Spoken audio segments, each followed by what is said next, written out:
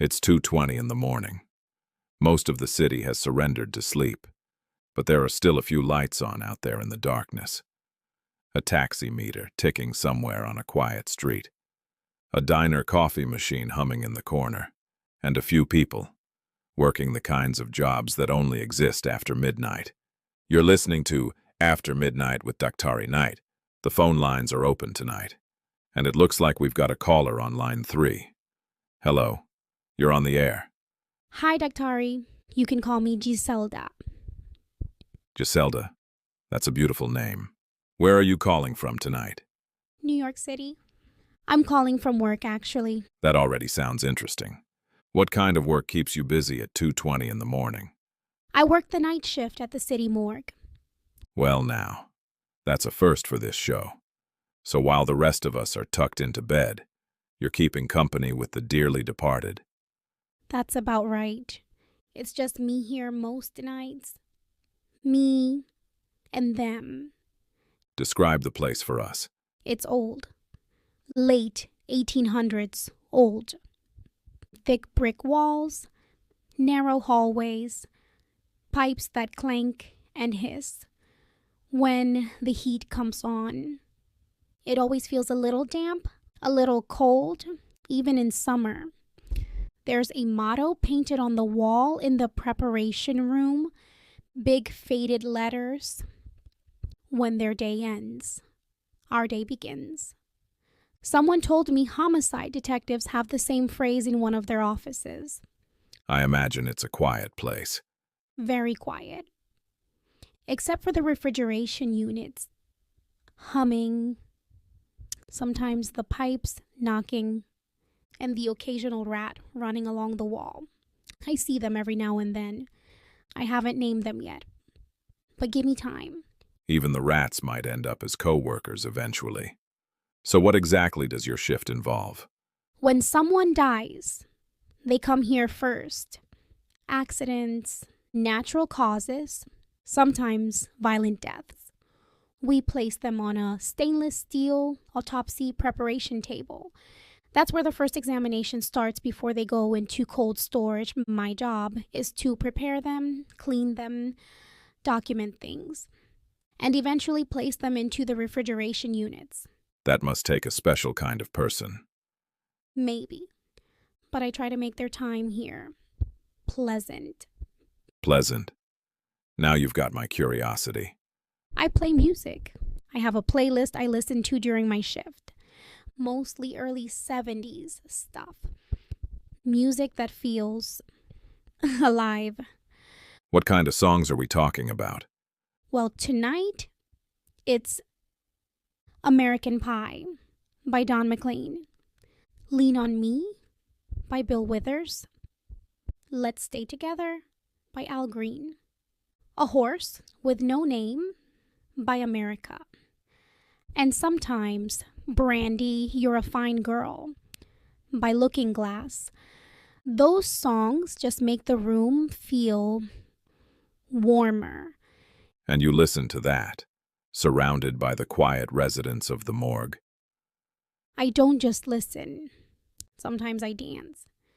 Well, that's taking dance like no one is watching to a whole new level. Yes, Daktari. But I believe in life after death. I like to think they can see me. So every hour or so, I open the refrigeration doors for about 10 minutes. Just a little while. I imagine they're watching the room, watching the music, watching me dance. I want them to have something nice to see before they move on. That might be the most unusual form of hospitality I've ever heard. I talk to them too when I'm preparing them for storage. I feel sorry for some of them, the elderly ones who passed quietly, the children. Those are the hardest. Sometimes we get drug dealers with more holes in them than Swiss cheese. And once in a while, someone famous, a celebrity who met an untimely end. And you treat them all the same? With respect. Always. Friends sometimes ask me if I've ever seen certain people here. You know, gossip. I always say no, even if I did. I think the people here appreciate the privacy. That's a rare quality these days. Can I ask you something, though? Go ahead. Is it disrespectful to eat in front of them? I feel like there's a story coming. I love pizza. There's a little shop around the corner from the morgue. I'll bring a slice back sometimes, reheat it in the staff microwave, and sit there at the desk eating while they're, around. Sometimes I feel guilty. Well, if they complain, I assume you'd hear about it pretty quickly. That's what I figure. Do any of them ever stick in your memory? There was an old man last winter, 92 years old. Passed peacefully. When I cleaned him up, he looked like he was just sleeping. I played Lean on Me that night, and I told him I hoped someone had leaned on him during his life. Then there was a young woman. Car accident. Her purse was still with her. Inside was a movie ticket stub and a little note that said, "Call Mom." I kept thinking how ordinary her day must have been before everything changed. And once, a musician, not a huge star, but famous enough that people would recognize the name. He still had calluses on his fingers from playing guitar. Sounds like you see the last chapter of a lot of stories. Yes. And for a little while, I get to keep them company. Giselda, I think the city is lucky to have someone like you looking after its final guests. Thank you, Daktari. It gets lonely sometimes. That's why I called. Well, tonight, you're not alone. And neither are they.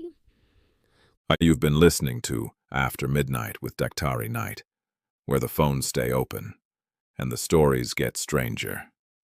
The later it gets. Somewhere out there tonight, someone else is working a job most of us never think about, keeping watch over the quiet places of the city. If you're one of them, the line is open. Dial 555 Night, and tell me what the night looks like from where you are. Until then, keep the lights low, and keep listening.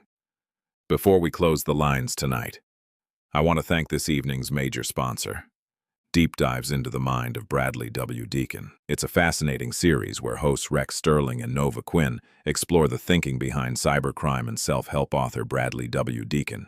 In each episode, they unpack his books, his ideas, and the unusual life experiences that shape the stories he writes, from digital investigations to personal resilience and recovery. If you enjoy late-night conversations that go deeper than the surface, this series is worth your time. You can find Deep Dives into the Mind of Bradley W. Deacon on YouTube. Just search After Midnight on YouTube and look for the Deep Dive episodes with Rex Sterling and Nova Quinn, as well as the Deep Dive channel. Now, wherever you are tonight, stay safe, keep the radio low, and I'll see you after midnight.